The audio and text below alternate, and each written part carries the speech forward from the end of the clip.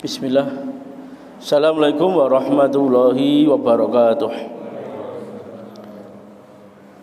Alhamdulillah. Alhamdulillah azizul ghafar. Asyhadu an la ilaha illallah wahidul qahar wa anna Muhammadan nabiyal mukhtar. Assalatu wassalamu ala nabiyyina wa habibina wa qudwatuna nabiyyina Muhammad ibni Abdullah wal alihi wa sahbihi wa man walah. Usikum wa iyaya wa nafsi bitaqwallah fi sirri wa alaniyah. Allahumma inni as'aluka ilman nafi'an wa rizqan thayyiban wa amalan mutaqabbala wa a'udzu bika min ilmin la yanfa' wa nafsin la yasba' wa qalbin la yakhsha wa du'ain la yusma'. Alhamdulillah kita bersyukur kepada Allah Subhanahu wa taala. Di malam hari ini kita bisa bermajelis, bermuajahah, mengkupas materi di dalam kitab Tanqihul Qaul karangan Imam Nawawi Al-Bantani. Beliau adalah seorang ulama yang memiliki 115 karya. Namanya Al-Alamah Syekh Muhammad Umar An-Nawawi Al-Bantani, termasuk orang Indonesia yang mendapatkan kepercayaan menjadi imam di Masjidil Haram, dan beliau pernah balik ke Indonesia di tahun 1828 pulang dari haji. Dari haji beliau netap di Arab selama 3 tahun ya. Kemudian beliau kembali ke Indonesia 1828 bertepatan dengan perang Diponegoro. Karena kegiatan beliau di Indonesia ini dibatasi oleh kolonial Belanda, maka beliau meninggalkan Indonesia menuju Mekah, dan beliau menjadi seorang alim, membuat kolonial Belanda ini galau, merasa terancam dengan kegiatan orang-orang Indonesia yang ada di Mekah. Kemudian di tahun 1884 Belanda mengirim Senap Borgogno untuk ke Mekah ya, dengan mengganti nama menjadi Abdul Hamid, dan dia belajar Al-Quran, belajar bahasa Arab ya, intinya untuk memata-matai kaum muslimin orang Indonesia yang ada di Arab Saudi, di Mekah khususnya, dan mereka ini ingin melihat aktivitas orang-orang Indonesia yang ada di Mekah.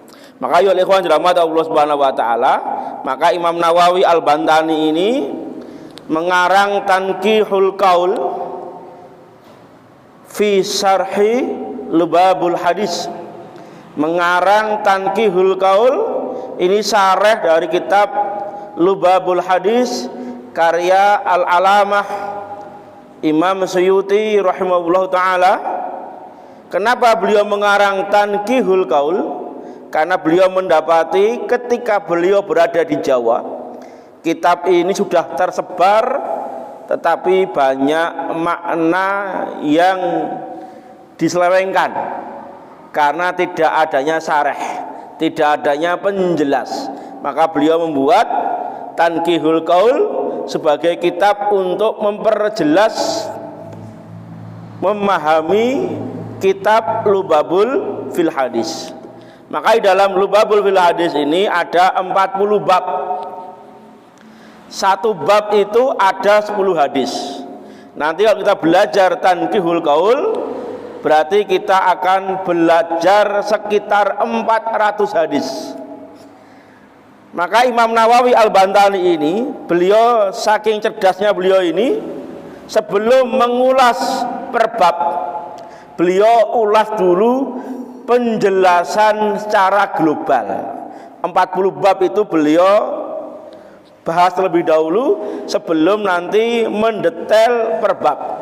Kemarin sudah sampai nomor salisu wa isrun, ya, nomor 23 fi fadilati taubah, tentang keutamaan taubat. Maka kita masuk ke bab yaitu ar-rabi' wal isrun, bab yang ke-24 fadilatil faqri, tentang keutamaan fakir. Qala Rasulullah, Nabi bersabda, ahabbal a'mali ilallahi ta'ala, amal yang paling Allah subhanahu wa ta'ala cintai, man at'ama miskinan min ju'in. Amal yang paling Allah cintai yang pertama adalah memberi makan orang yang lapar. Ini yang pertama nih. Au dafa'a anhu makhroman. Yang kedua, orang yang membantu melunasi hutang saudaranya ketika saudaranya ini terlilit hutang. Au kasafa anhu kurbatan, rawahul Tabrani. Yang ketiga, amal yang paling Allah cintai adalah mengangkat kesusahan orang. Ini sesuai dengan hadis Nabi yang lain. Nabi bersabda, wallahi fi aunil abdi madama abdi fi auni akhihi. Allah subhanahu wa ta'ala itu senantiasa, wallahi fi aunil abdi, Allah itu akan selalu menolong hambanya ketika hamba itu menolong orang lain. Bab khamisu wal isrun. Kemudian bab yang ke-25, ini baru gambaran secara global, okay? Bab yang ke-25 fi fadilatin nikah, tentang keutamaan nikah. An ibni Umar an-Nabi sallam qol, dari Abdullah ibnu Umar, Nabi bersabda, ad-dunya kullaha mataun, dunia itu semuanya adalah perhiasan. Wa khairu mata'iha al-mar'atu sholihah, dan sebaik-baik perhiasan itu adalah wanita sholihah.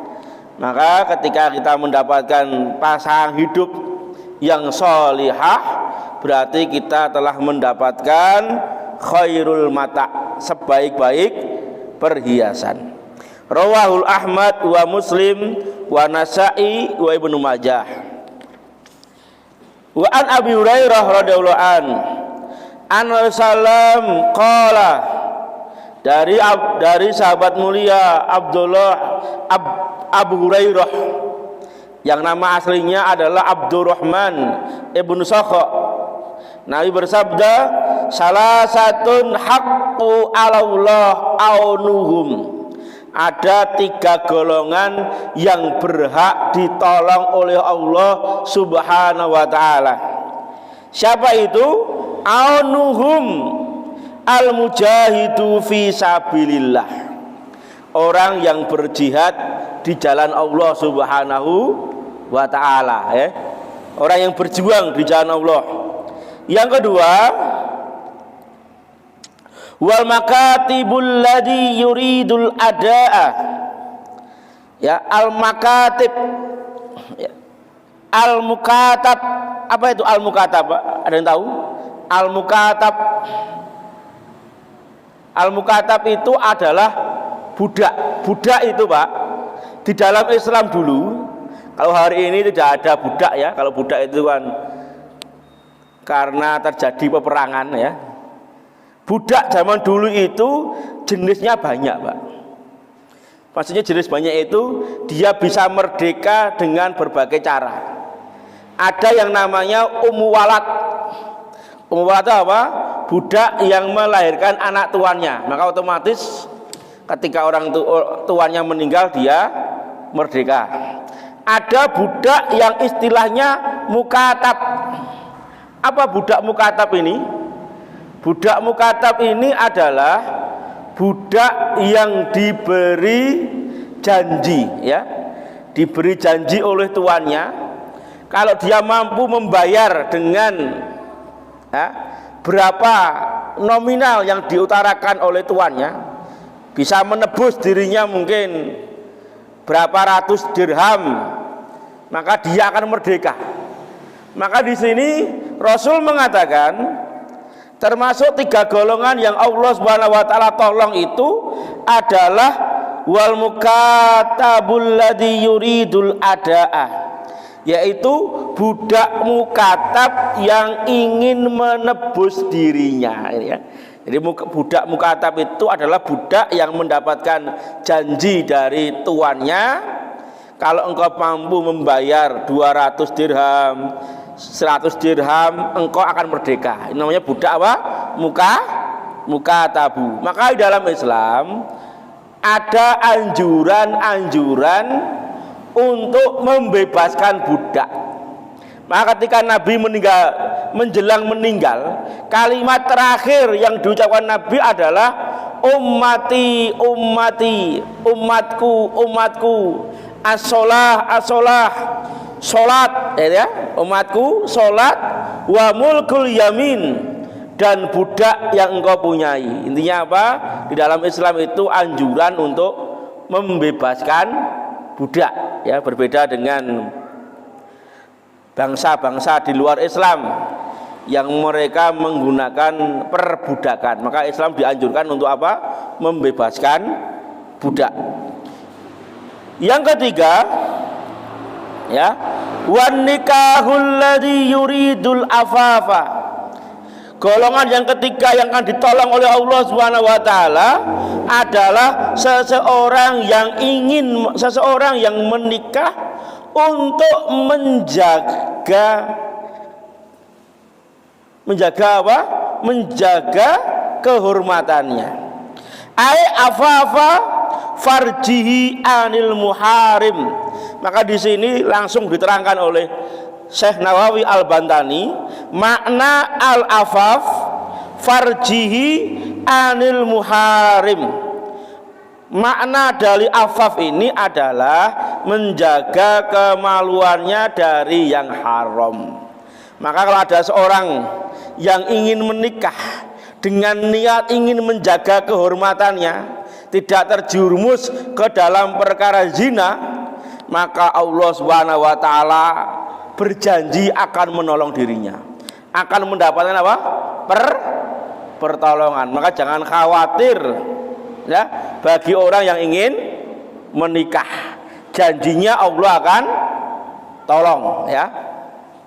Qadarullah saya nikah itu umur 21, Pak. Rakyat mumet ya, Allah beri janji, diberi apa? Pertolongan, ya. Buktinya Allah tolong, ya, dengan berbagai macam pertolongan dari Allah Subhanahu wa taala. Karena janji Nabi, wan nakih alladzi yuridul afafa.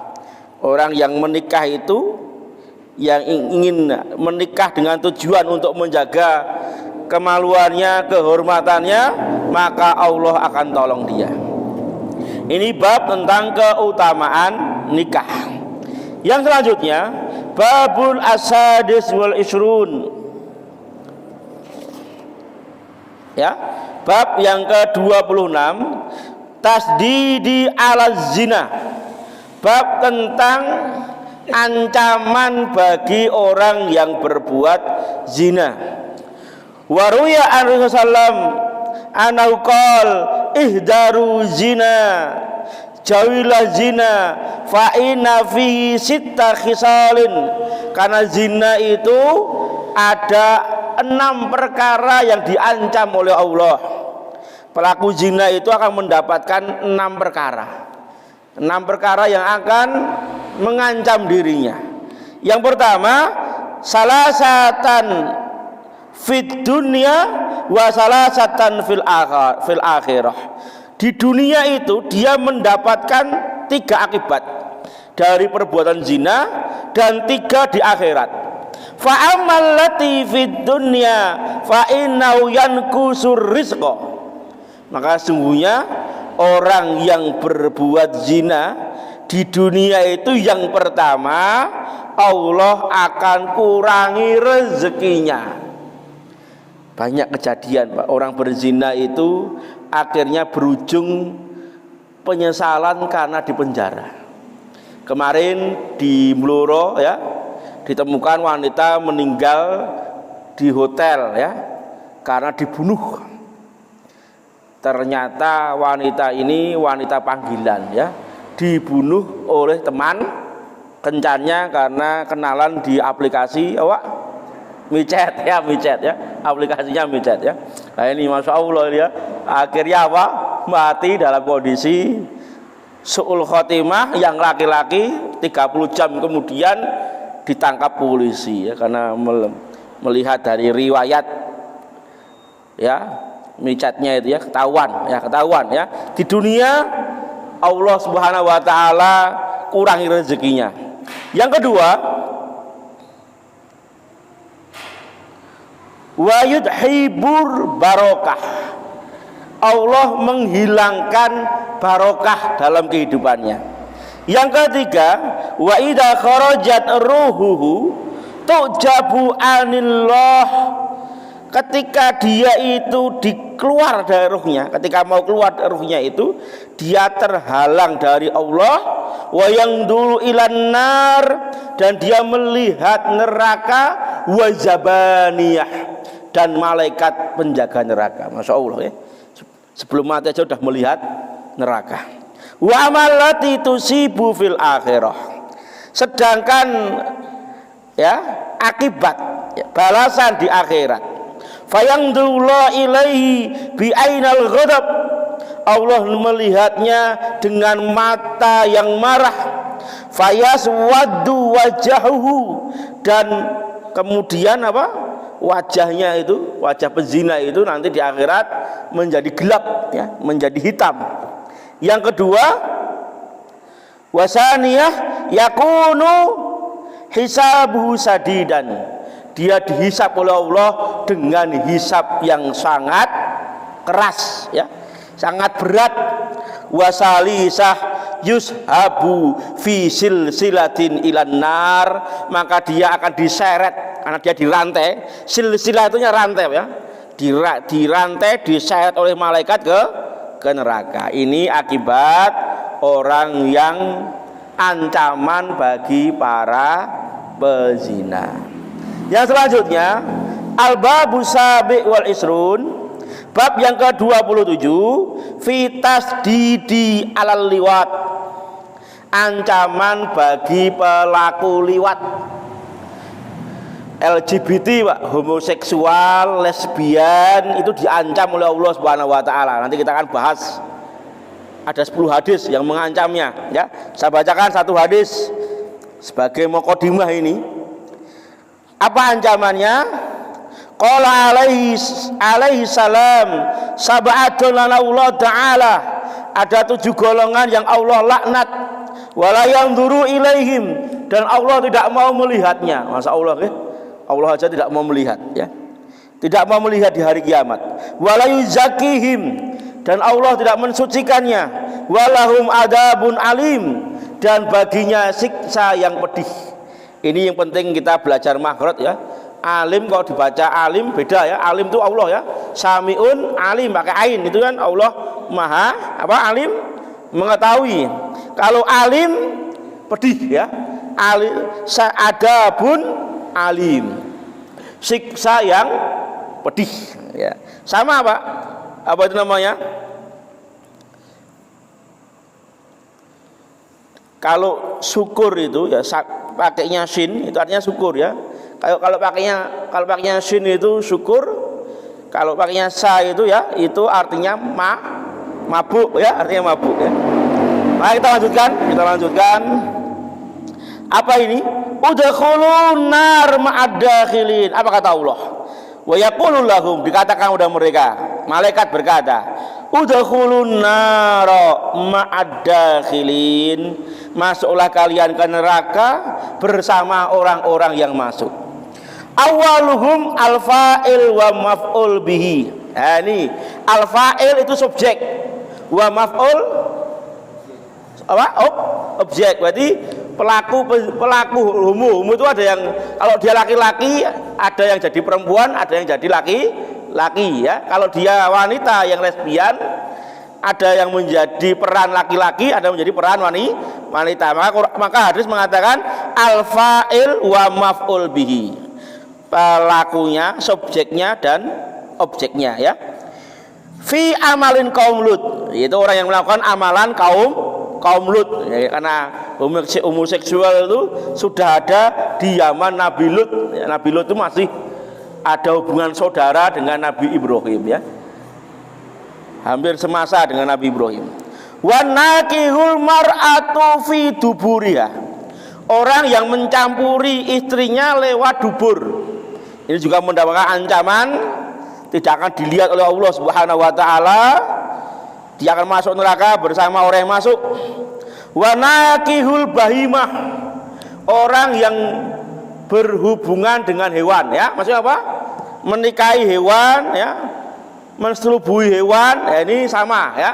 Ini termasuk orang yang mendapatkan laknat Allah Subhanahu wa taala. Yang selanjutnya wa nakihul binti wa ummiha, orang yang menikahi anak beserta ibunya. Bagaimana kemarin viral mertua selingkuh dengan menantu, ramai itu ya di TV, di YouTube ya. Nah, ini termasuk sabda Nabi ini, Pak. Wa nakih al binti wa ummiha, orang yang menikahi anaknya dan mertuanya ya. Padahal mertua itu adalah mahram mu'abbadan, Pak. Mahram mu'abbadan itu, Pak, itu sama dengan mahram nasab, Pak. Mahramnya ada dua ya, mahram sementara dan ada mahram selamanya. Maka mertua itu adalah mahram selamanya. Walaupun kita bercerai dengan anaknya, atau yang kita nikahi anaknya meninggal, kita tidak akan mungkin bisa menikahi mertua, karena mertua itu dianggap sama dengan bapak ibu kita dalam bakti kita kepadanya ya, maka disebut mahram mu'abbadan. Beda dengan kakaknya istri atau adiknya istri itu ya, itu kan mahram sementara. Istrinya cerai dengan yang kita nikahi, kita bisa menikahi adik atau kakaknya ya, atau meninggal ya. Tapi kalau mertua tidak bisa ya. Ya, kita lanjutkan. Wazani bi imra'atin jariyah, orang yang berzina dengan tetangga dekatnya. Ini hukumnya lebih keras daripada berzina dengan orang lain. Walaupun dengan orang lain juga dosa, lebih dosa lagi dengan tetangga dekatnya. Yang terakhir wa nakih kafihi, orang yang menikahi tangannya ya, yaitu onani kalau laki-laki ya, perempuan ya masturbasi ya, itu illa an yatubu, kecuali dia bertobat kepada Allah Subhanahu wa taala ya. Kita lanjutkan. Al-babul samin wal isrun, bab yang ke-28, fi man'i surbil khamr. Ya, ini ancaman bagi orang yang minum khamr. Maka khamr itu dalam Islam diartikan kullu muskirin khamrun. Setiap yang memabukkan itu khamr. Baik itu narkoba ya, yang dihisap ya, baik yang diminum, semua yang memabukkan itu yang menghilangkan akal itu khamr ya. Tidak cuma minuman keras. Qala Ibnu Mas'ud, "Idza tafantum syaribal khamri fanbasuhu." Kalau engkau menguburkan peminum khamr itu, tolong bedah kuburannya ya. Gali kuburannya. Padahal menggali kubur bagi orang yang meninggal kan hukumnya jadi enggak boleh ya. Maksudnya gali kuburnya ya. Fa ilam tajidu wajahu masrufan anil qiblah.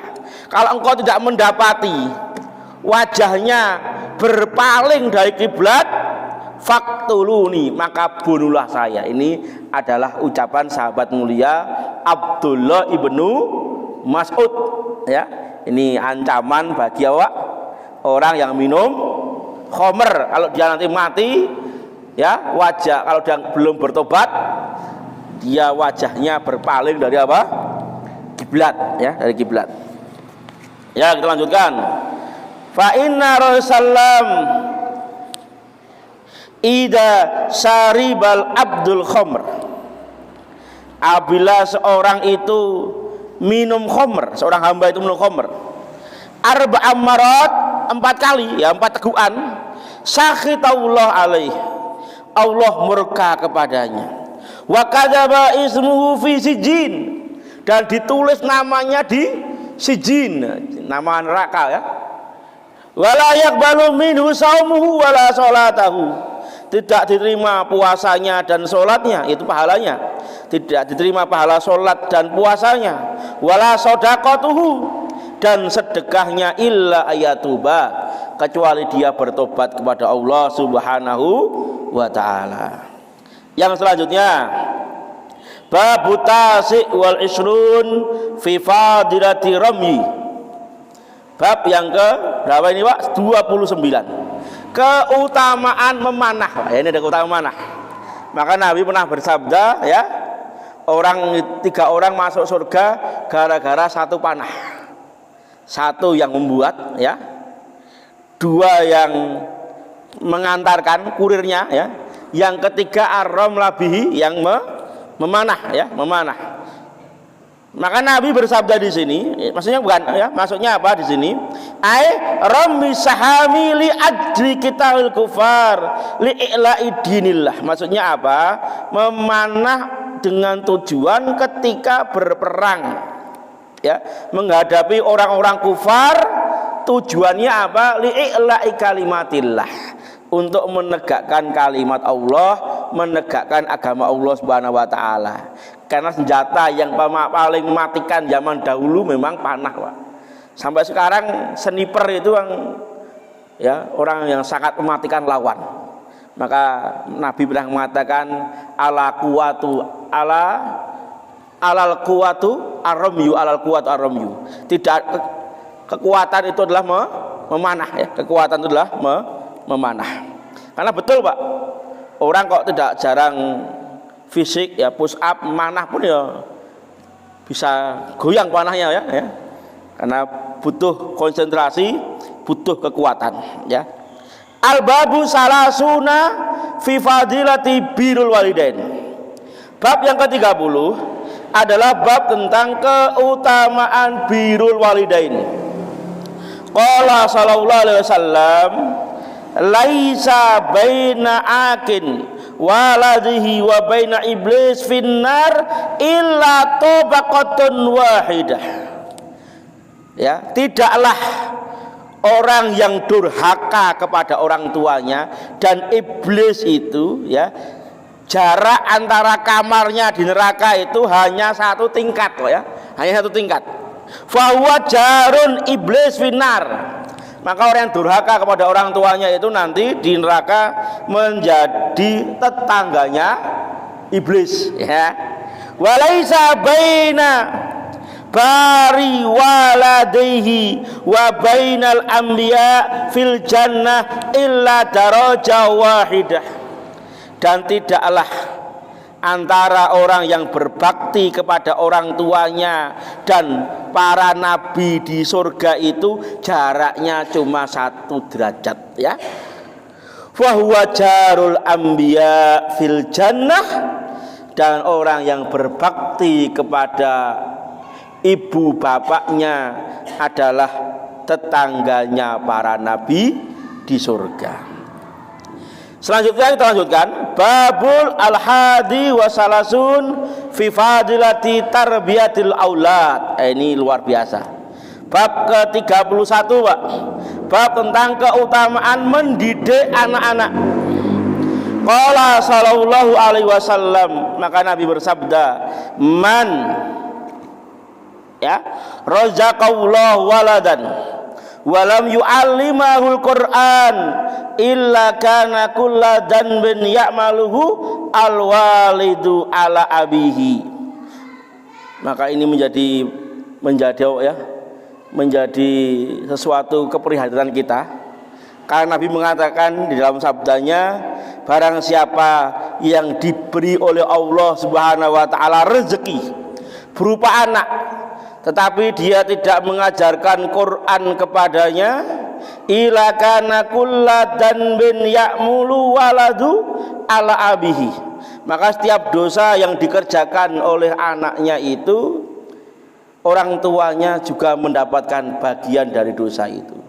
Alhamdulillah hari ini ya, baik sekolah negeri, sekolah Islam ya, SDIT, sekolah SD negeri ya, pondok pesantren yang lainnya sampai SMP barang yang negeri ya, berlomba-lomba untuk mengajarkan Quran. Kalau hari ini kita kesulitan, mungkin waktu kita terbatas untuk mengajarkan anak kita, ya semoga dengan dia belajar di SD ya, di SDIT atau mungkin di MI atau di SMP atau di pondok yang di situ diajarkan Quran, semoga ini menjadi peringan kita, Pak, peringan kita ya. Semoga ini menjadi wasilah kita, rekosone kita ngupokoro upo, mencari uang untuk nyekolahkan anak kita biar bisa baca Quran ya, biar bisa mungkin memahami Al-Quran ya. Ini bagian hujah kita nanti di hadapan Allah, dan semoga ini menjadi penghalang kita atas dosa anak-anak kita. Maka Bapak Ibu-ibu, ini menjadi penyemangat kita ketika kita mencari maisah ya. Merkosone golek duit untuk anak, ketika anak di mungkin di tempat dia kuliah ya, mungkin di tempat dia mondok atau di tempat dia sekolah SMP, mungkin MTS atau yang lainnya. Di situ ada muatan membaca Quran dan yang lainnya, dan semoga ini bagian dari amal soleh orang tuanya, dan semoga kita mendapatkan maunah, pertolongan dari Allah Subhanahu wa taala. Wa yaumal qiyamati yuhasibul waladu abahu ala tarkihi ta'limil Quran. Nanti di hari kiamat anak itu akan menuntut kepada orang tuanya, kenapa dulu saya tidak diajari Al-Quran. Wa yaqdullahu alaih, dan Allah Subhanahu wa taala mengabulkan tuntutannya. Maka ikhwan fillah yang dirahmati Allah Subhanahu wa taala, ini PR saya dan jenengan ketika kita punya anak perempuan, ketika ada yang lamar anak kita beri syarat paling tidak bisa baca Quran. Ketika dia belum bisa, ya kita kasih waktu, Pak. Hari ini banyak ya, banyak metode 5 kali pertemuan bisa baca Quran, kayak Sakifah dan yang lainnya ya. Kasih waktu ya, supaya nanti dia juga akan sama ketika dia punya anak. Saya yakin anaknya juga mungkin diajarkan atau tidak, dia minta orang lain untuk mengajari ya dia. Tapi kalau sudah terlanjur kita doakan. Tidak boleh kita vonis, bisa jadi di akhir hidupnya lebih baik daripada kita ya. Karena kita tidak tahu ya takdir seseorang, maka saya katakan tadi bahwa doa itu silahul mukmin ya, senjatanya bagi orang beriman. Maka mari kita pahamkan dari diri kita tidak tahu akhir hidup seseorang, Pak. Bisa jadi yang hari ini kita lihat ya masih malas-malasan mengerjakan ibadah kepada Allah Subhanahu wa taala, tapi di suatu ketika Allah Subhanahu wa taala membuka hatinya dan Allah Subhanahu wa taala memberikan ya petunjuk kepadanya, mungkin di akhir hidupnya ditutup dengan kebaikan yang banyak ya. Maka mari kita selalu banyak berdoa, dan kita selalu juga was-was terhadap diri kita. Kita khawatir pada diri kita kalau tidak bisa istiqomah, karena kita tidak tahu takdir kita. Yang penting kita berusaha dan berikhtiar, DP mendekatkan diri kita kepada Allah Subhanahu wa taala. Wa kana Ali yaqul, dan Ali bin Abi Thalib berkata, alimu auladukumul Quran tadkhulul jannah.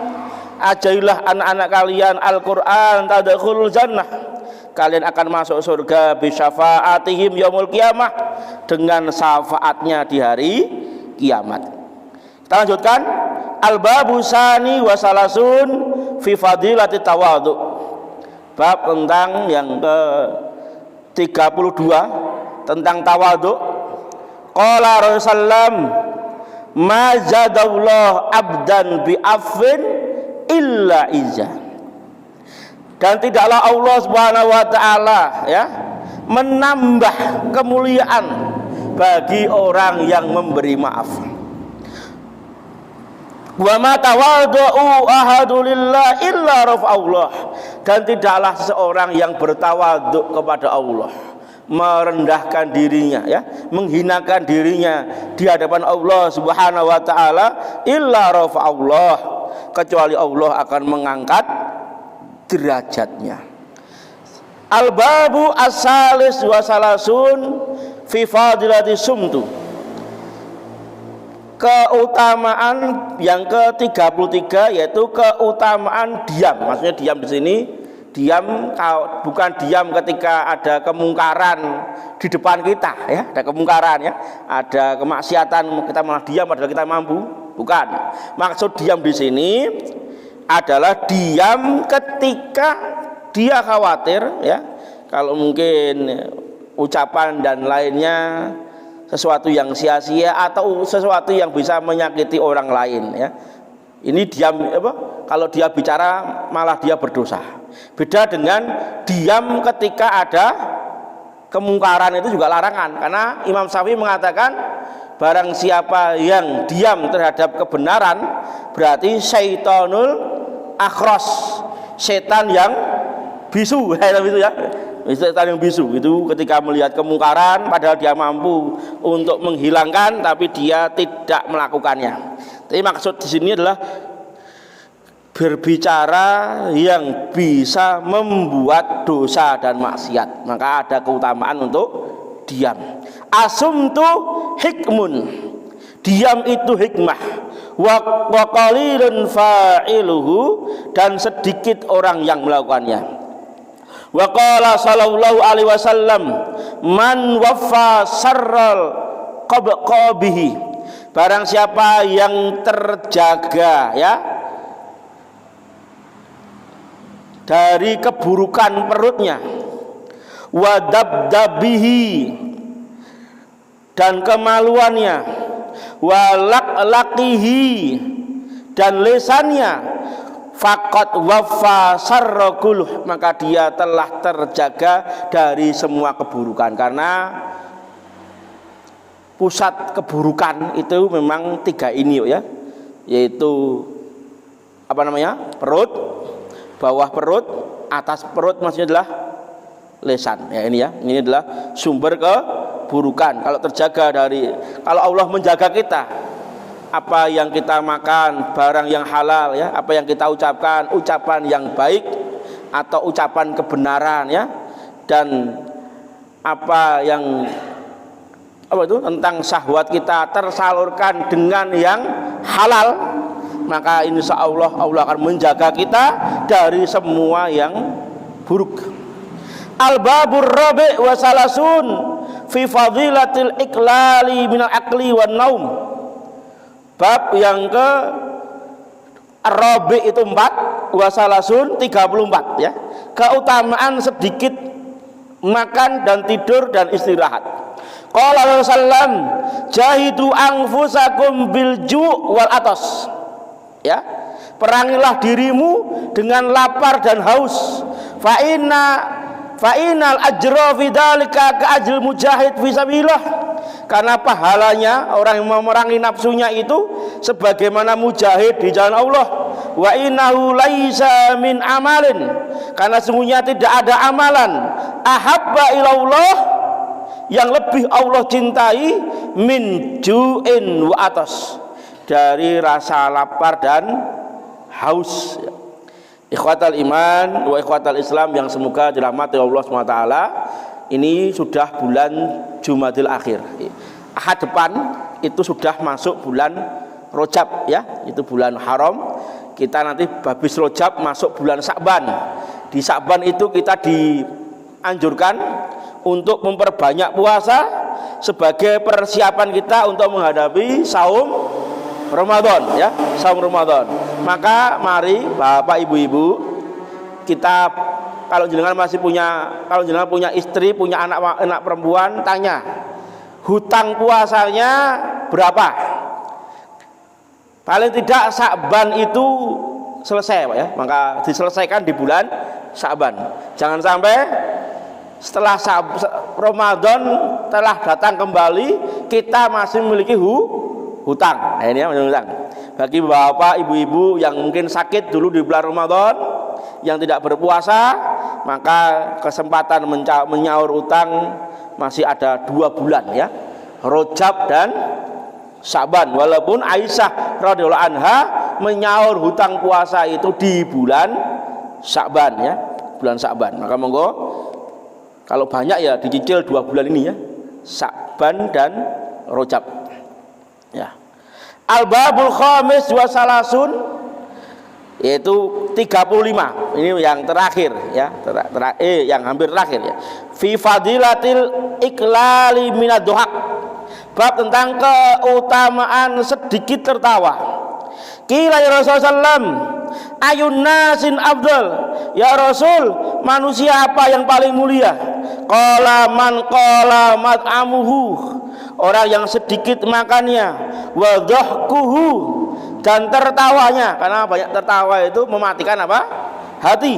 Waradiya bima yustaru bi auratuhu, dan dia ridho dengan pakaian yang menutup auratnya, pakaian yang seadanya, yang mungkin ya biasa-biasa saja ya, apa yang dia punyai dia pakai, dia ridho. Sebagai penutup kami, hadis berapa ini? Asadisu wasalasun fi fadilati iyadil marid. Hadis 36, hadis bab 36 di dalam kitab Tankihul Qaul ya, bab 36 tentang keutamaan menjenguk orang sakit.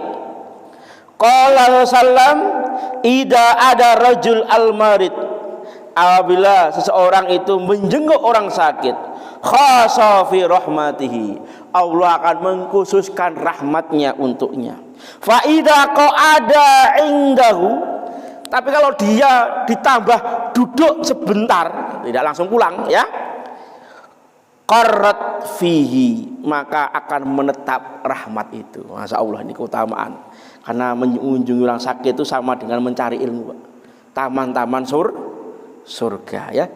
Ariyat min riyadil jannah. Taman-taman surga di dunia itu salah satunya adalah menjenguk orang sakit, termasuk tolabul ilmi. Saya kemarin agak ya, saya belum jenguk Pak, saya terus terang belum jenguk Pak Santo ya, beliau kena gejala stroke Pak ya, Pak Santo yang toko hijau ya, tiba-tiba nggak bisa jalan ya, dan juga apa namanya, memorinya, mentoriknya itu hilang Pak ya, hilang, sehingga banyak yang tidak kenal ya. Saya mau ke sana, apa itu, sedih nggak Pak? Kenapa beliau didatangi itu, tahu? Oh ya, ya kemarin kita jenguk ya beliau Pak Santo, Allah uji dengan sakit stroke ya, sakit stroke ya. Kita buka pertanyaan Pak, monggo Pak. Kenapa saya percepat? Masih ada 4, insya Allah besok plus kita bahas per bab 10 hadis. Ini baru muqaddimah ya, baru secara global. Nah, kita buka pertanyaan monggo, di luar materi nggih boleh monggo nggih. Kalau ada. Isak jam berapa Pak? 2. Wah, 1 menit. Nah, monggo. Ditanyakan monggo. Gimana Pak Ari? Wah iya Pak Ari ya lain.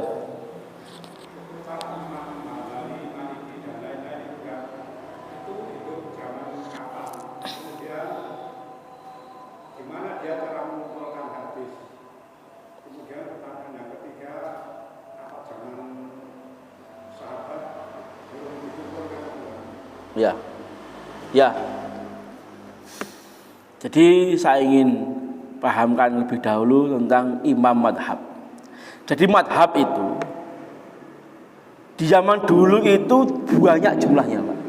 Ada madhabnya Sufyan As-Tsauri, Ibnu Uyainah ya, Imam Al-Dhahiri ya.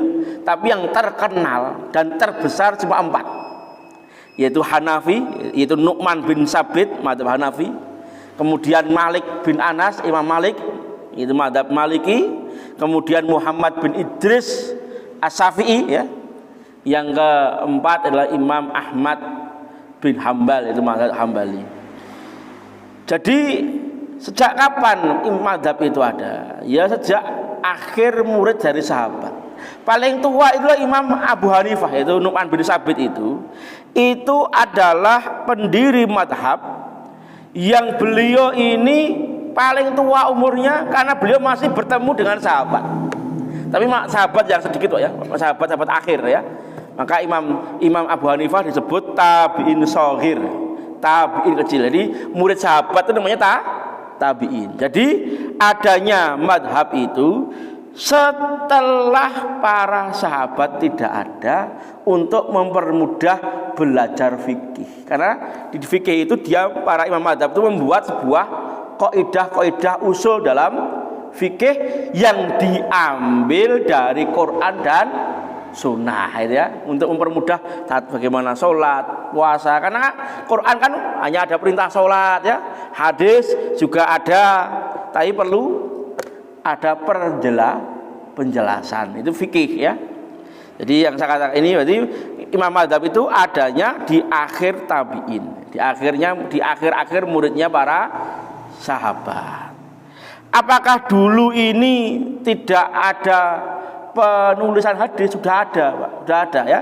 Di zaman sahabat itu juga ada. Termasuk Muawiyah itu seorang sahabat yang ditunjuk Nabi untuk mengumpulkan hadis, tapi masih sangat terbatas ya, sangat sedikit. Padahal hadis itu didapatkan dari sumber para sahabat yang telah berpencar. Karena sahabat itu ketika khutbah wada menjelang Nabi wafat, itu yang datang untuk haji wada itu jumlahnya 114.000.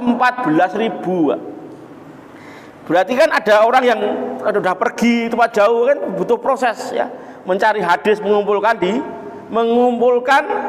sabda-sabda Nabi yang tercecer, yang didengar oleh para sahabat-sahabat yang jadi sudah ada yang meninggal, ada yang masih hidup tapi tempatnya jauh. Nah, ini baru ada pengumpulan secara khusus ya setelah zaman tabi'in ya. Yang tadi yang ketiga Pak, pertanyaan Pak. Ya jadi datangi Pak, dia mencari belajar dengan para sahabat ya. Maka ada 5 sahabat yang meriwayatkan hadis itu yang paling banyak 5 orang. Yang pertama adalah Abu Hurairah 5.000 ya, 5.300 berapa hadis ya. Termasuk Aisyah radhiyallahu anha itu termasuk istri Nabi yang ranking 5 besar dalam menghafalkan hadis. Kenapa? Karena Nabi kalau ngaji itu kan di kanan Pak, duduk di situ ya. Di depan, di atasnya Nabi itu kan sudah jendela. Itu kan kamarnya Aisyah.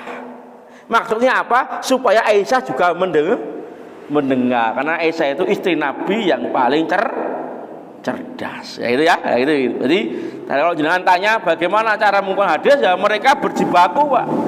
Kadang-kadang satu hadis saja mereka harus berjalan beratus-ratus kilometer Pak, beda negara ditempuh.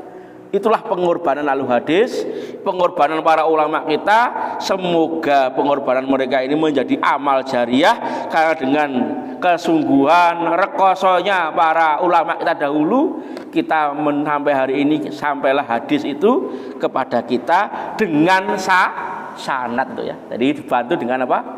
Sanad hadis itu. Ya mungkin ini nanti panjang lebar insya Allah besok lagi kita akhiri dengan doa kafaratul majelis.